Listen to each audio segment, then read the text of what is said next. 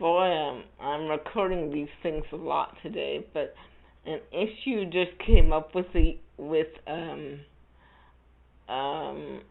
man with a disability, which was not. I'm not going to say the specific question because it's personal and private, but I do want to address the issue. Sometimes, when you have a disability, you may be embarrassed at the things you have to do. I know that sometimes I'm embarrassed because sometimes I have to carry a little napkin around with me because of the saliva coming out of my mouth and other things that I have to do that other people don't have to do, and I'm kind of embarrassed to admit that I have to do them because I'm almost 30, and what 30-year-old has to do what I have to do? And I'm here to say to anybody that there's no need to be ashamed. Anybody who's embarrassed about the way they speak, about the way they talk, about the way they walk, or whether they can't walk if they use a catheter, or if they have to use special underwear to go to the bathroom, whatever it is. I'm telling you today that there's no need to be embarrassed for that, and there's no need to be ashamed for that, because you sometimes when a certain function doesn't work properly, you just have to take other precautions. And if people are laughing at you and making fun of you because of that, they're not really people that you should be hanging around or associating with. You are still a person. You have needs, and you deserve the same kind of respect as any other person reserves. In the Bible, I think of Moses when I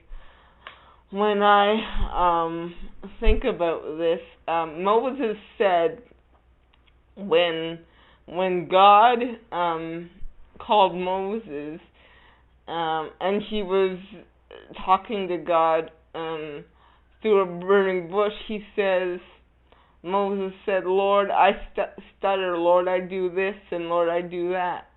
You know what God said? He didn't say, "Oh, well, I can't use you." He didn't say, "Oh, well, you're a throwaway, you're nothing, you're useless." He said that,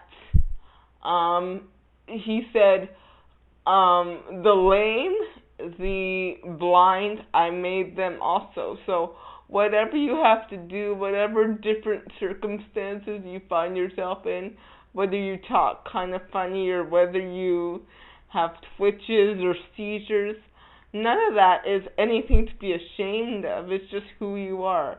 It's just how you were designed. And there was another person with cerebral palsy in the Bible where and the disciples said to Jesus, "Did his parents sin? What happened? Why is he like this?" And Jesus said, "It was for my glory, because that's why he's like this." So God can be glorified in whatever circumstances you find in. So whatever circumstances you find yourself in, I have people come up to me all the time at church or wherever saying, "You're such an inspiration. You inspire me to worship because I see you sitting in a chair and you just love God and you always smile." And I tell them, thank you, but I only have one choice. I either can let this disability, or different ability as I like to say, hinder me from loving on God, or I can use it for his glory. And whether or not he decides to get me up out of this chair, whether on earth or in heaven, I will still give him praise and glory.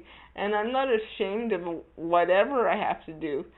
If if I have to do a certain thing a different way because I can't do it the quote unquote normal way, that's okay.